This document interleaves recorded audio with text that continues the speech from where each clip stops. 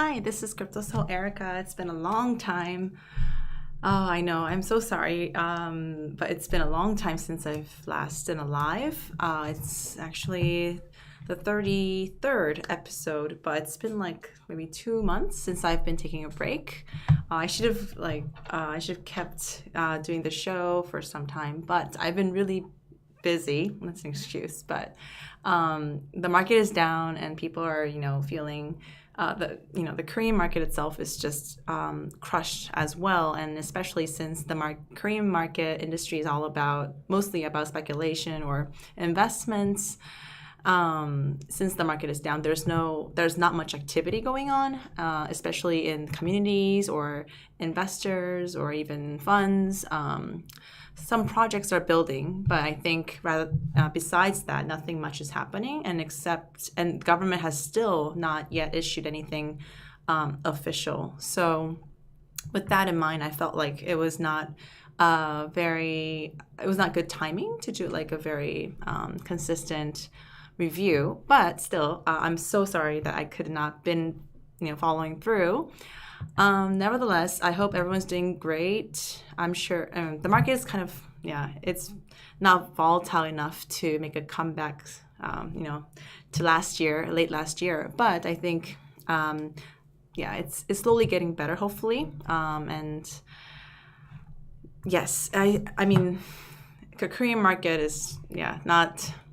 and the exchanges are not doing well, actually. So there's been Bithumb and Upbit. That's the number, 1, 2 in the world before. But now it seems like it's losing its place. Currently, I just saw the ranking of the exchanges, and it seems like there's been a huge fluctuation in the ranking of global exchanges and the volume. And so... a lot has changed in exchanges part. Let's just get straight to it and see what's been going on. So yesterday I saw this news about Bithumb, and I thought it was worth covering. So finally, Bithumb has announced that they will reallow new accounts from being created.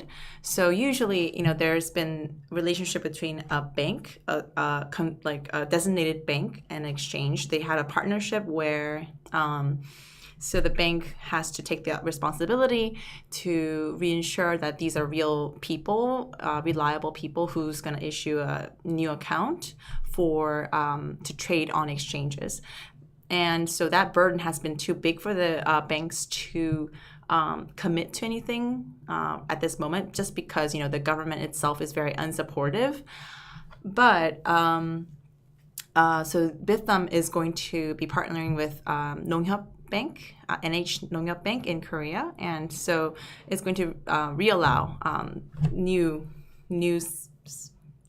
accounts from formation, and I'm sure this will help facilitate a little bit more activity in Bithumb. And the ranking is not that bad right now, to be honest. It's not horrible, but I think it needs a comeback, because as we covered last time, actually, there was this huge controversy over this coin. I forget the name of the coin, but it was a pop chain, and how it caused a huge controversy in the Korean community, that it is not, it does not deserve to be listed, and blah blah blah. So that triggered a loss in their reputation of Bithumb. So, but right now it seems like it's trying to get a comeback and trying to diversify its business, and I've witnessed that they're trying in many ways to revive their a long reputation of being number one in Korea. So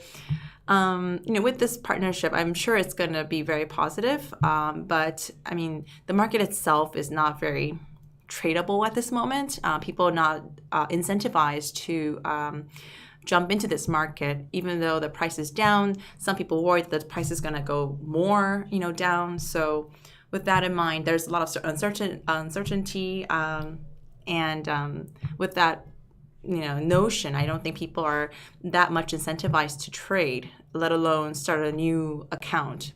But those of you who are waiting to get new accounts, this is the time. Now it's ready. So I still don't have a NH Nongyap Bank account. I do trade on Bithumb, but I did not get a chance to connect to the real bank account. So that's a problem. I should go to the bank very soon. But yeah, hi Daniel, great to see you again. Thank you so much. And this news has been very, very interesting to me. A lot of people have asked from globally, what's this all about? And so apparently North Korea is going to open their own blockchain conference in October, which is very surprising. But it's not very surprising because, there's been rumors that North Korea has been pretty strong in developing blockchain technology and actually even trading. Just because, it's anonymous and, you don't need to, it's all kind of fair ground in blockchain, right? So there's been a lot of rumors, but this is an actual conference being held. It's a global open conference. It does limit participation to certain countries like South Korea, so I cannot go there or I cannot present anything there, which is a total disappointment. But other than that, there are some countries, but besides that, it's open to a lot of countries or people to participate. So it's been promoting for quite some time actually. So this is going to be held in October 1st, and the name is Korean International Blockchain Conference, and it says it is co-organized by Christopher Ems. I don't know who he is, but apparently he's from Spain. Very interesting. So I've never even heard I've never sensed any signals about this conference being held, but suddenly just popped out of nowhere. Koreans were confused, non-Koreans were confused. So I'm a little scared to go there, to be honest, even if I were allowed to go there. But I think it's very interesting. I think people will be fascinated by just going to North Korea, for a conference. It'll be a very interesting change in the atmosphere. But, I think, so this article talks about, so one security expert has commented on this news that, so by, having this global blockchain conference by North Korea, it's basically kind of trying to boast its, ability to build blockchain technology or, ability to build an exchange or cryptocurrency. So, and that I think, so, North Korea is all about boasting or to bluff, do a lot of bluffing, political acts, diplomatic moves, right? And it's been trying very consistently to prove that it's better than what it's, evaluated. So it's saying that it's underrated, it's really doing great, internally. And I think this is one of that, political schemes. But, I was a major in IR, so international relations. So I'm very fascinated about this whole nation states related topics. Like this would be very like a blockchain / IR related topic. So I think this is a most important, very interesting topic to me. But yeah, I would love to go. If anyone's going there, please let me know. I would love to go. But just get a feedback of what it's like. And so in Korea, there's a lot of Chinese exchanges that have had their Korean offices, such as Huobi, OKCoin, let's see, what's the other one? OKCoin, Huobi, and many more. So there's even Bitmain has, Bitmain Korea office. And so there's been many, moves to have local employees who can represent their company in the local language, right? And do business development in the local scene. And Huobi Korea is one of them, and it's actually growing really, really quickly. It has become this huge company, even in Korea. Of course, Huobi itself is huge, but Huobi Korea has been doing really well. And it recently, last month, I think it hosted a conference, like Huobi Carnival. I went there. It was a huge, massive conference, and it was all good. And so right now, Huobi Korea has announced that it's going to do Huobi Korea Labs, so like acceleration, incubation labs. So I mean, I think it's trying to contribute to the Korean blockchain ecosystem by launching this type of program. And I think a lot of funds or a lot of like exchanges like Binance too is trying to do incubation program, trying to give back basically, and to give their know-how, expertise, and share it, right?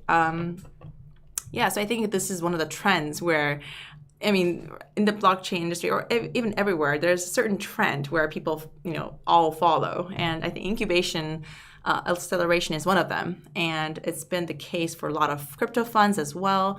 And now it's all for the exchanges. So it's kind of like a trend.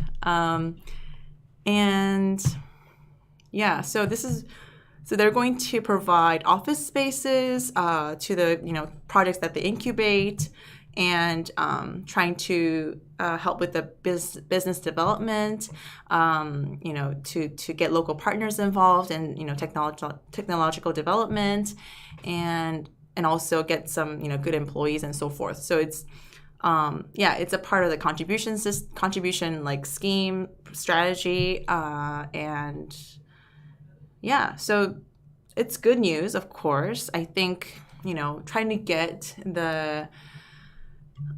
like a bigger pie, basically. It's very, very important to make the entire pie bigger. And since Korea is a very small market, it's not as big as everyone thinks it is. It is a small country after all. And, a huge exchange like Huobi trying to contribute, even Binance too. It's very, very, it's a positive movement. So it's good. Okay, yeah. So these are the top news that I found recently. Oh, and I forgot to do this. Oh, so this was the major news that I had actually. Kakao GroundX. So Kakao, I mean, it's doing really well. I mean, I'm not sure like how it's doing on the development aspect, but I'm sure it's working really, really hard. So GroundX is a subsidiary of Kakao. It's a company that is concentrating on blockchain, building a blockchain platform. And since Kakao is a huge, it's not a conglomerate, it's kind of a conglomerate. It's so big, it's diversified business everywhere, it penetrating into everyday lives of, average Korean like me. So like, on the mobile, there's Kakao Pay, Kakao Games, Kakao Talk, which is like the dominant messenger platform in Korea so far. And yeah, Kakao Bank as well, Kakao Map, everything is Kakao that is related to data or contents. So, by their news, that they're developing their own platform, it's not a big surprise to me. It was not a big surprise. And they've been doing really good so far, and trying to be contributive to the ecosystem as well, but trying to concentrate on their focus, which is building their own platform. And with that in mind, the reason why they're, so this is Orbs. So Orbs and GroundX have formed an MOU on strategic cooperation. So I think GroundX is very open to collaborating with really global yet very competitive partners. And it is not a closed, company or project. So I think it's a very positive movement, because usually there are certain projects or companies that are very, very narrow-minded and very competitive. So it is not open to sharing its resources or trying to, make the pie bigger whatsoever. But I think GroundX is doing a really good job in trying to be open, flexible, and sharing. So that's great. And with this MOU, so Orbs, is very famous company in Israel, and I think it will try through Hexa Labs, which is the subsidiary of Orbs. It will try to help with the blockchain technology implementation for GroundX. So I think they're going to try to help with the code development as well as security issues, and maybe so it says they're going to be each other's technological partner when it comes to their hackathon events coming up soon, and research, writing mutual research papers. I think that'll be very significant as well. So yeah, so this Jason Han, who is the head of GroundX, he has announced that this MOU will be a part of the Blockchain Tech Alliance that GroundX is trying to create.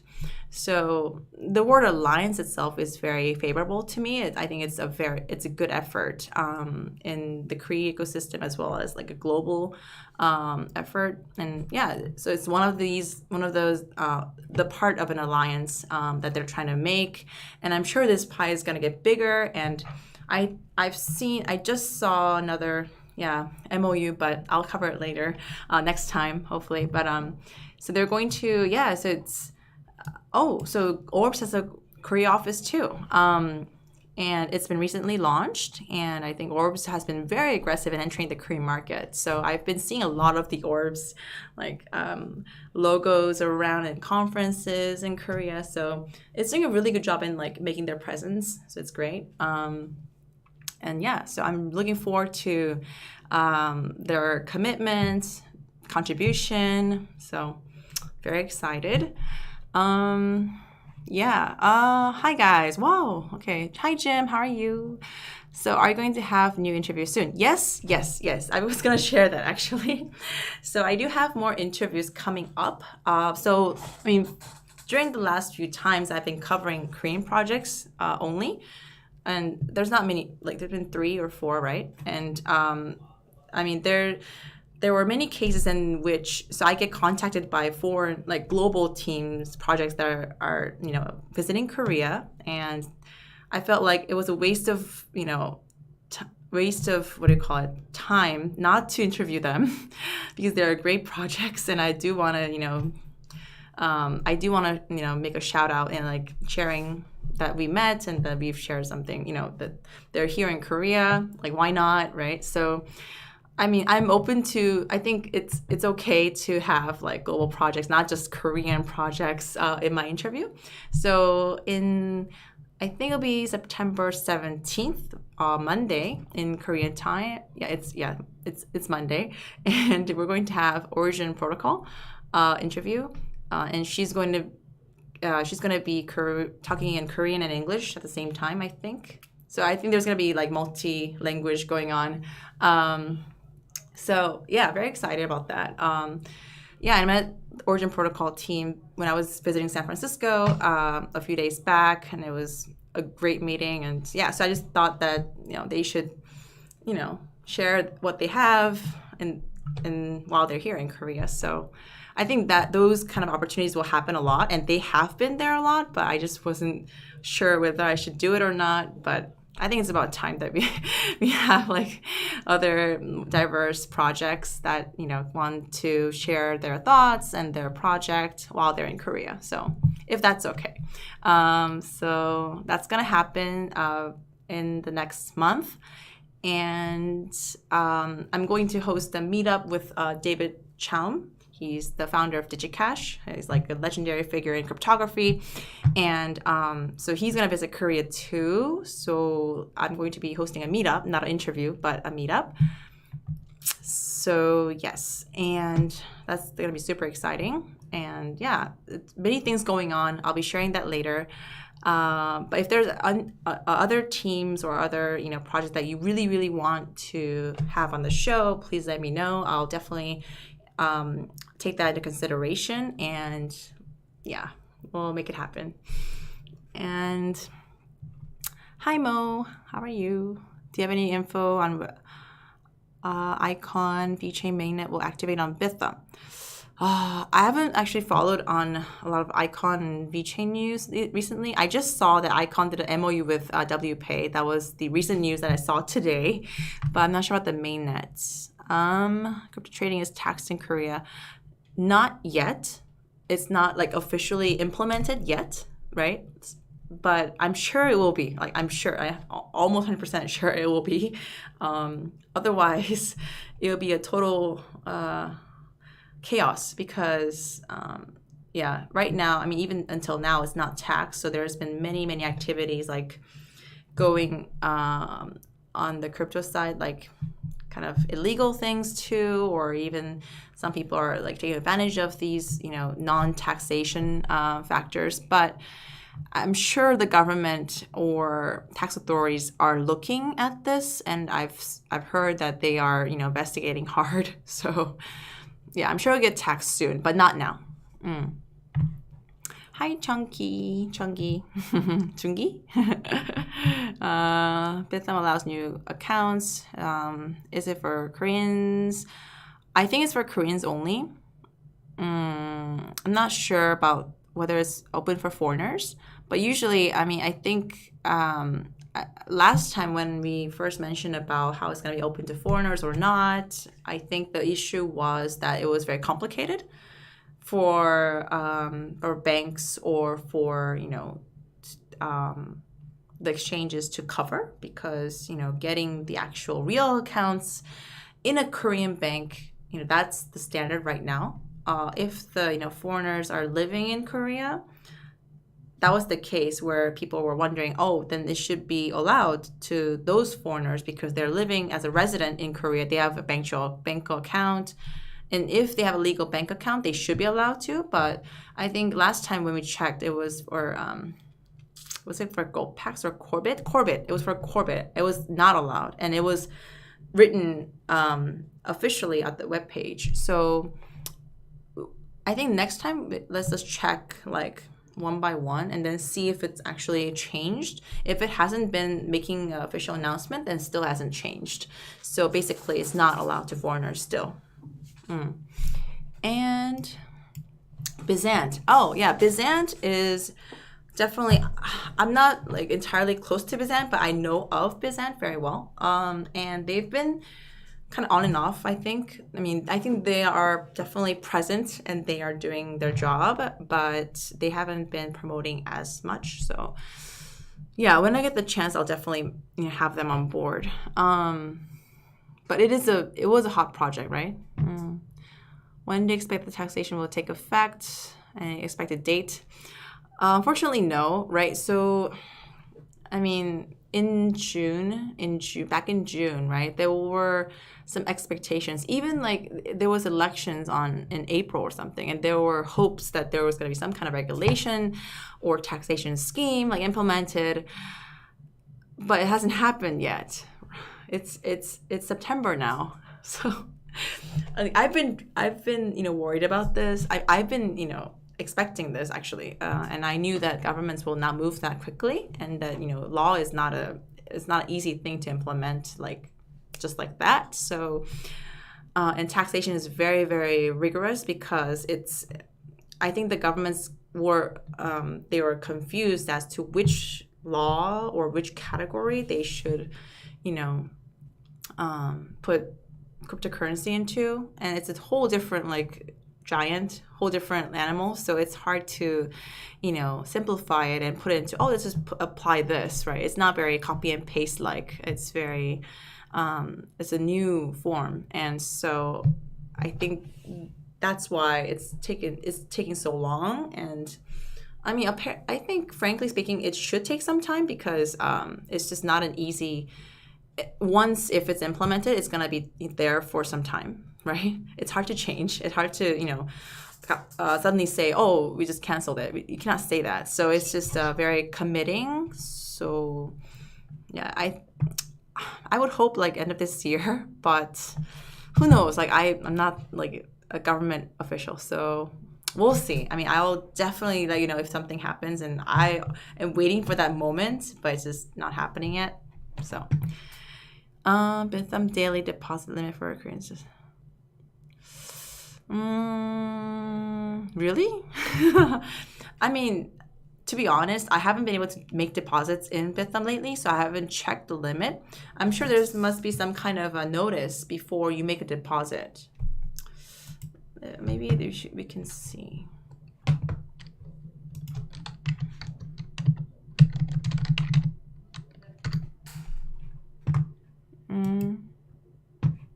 I have to log in, so this is not gonna work.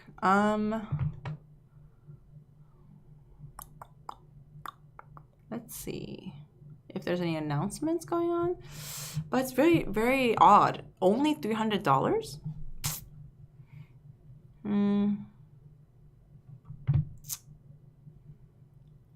It doesn't say here. Let's see. This is all the newses, right? All the official news.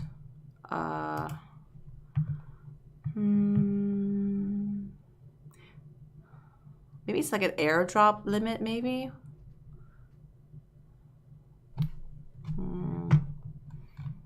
It's all about airdrops.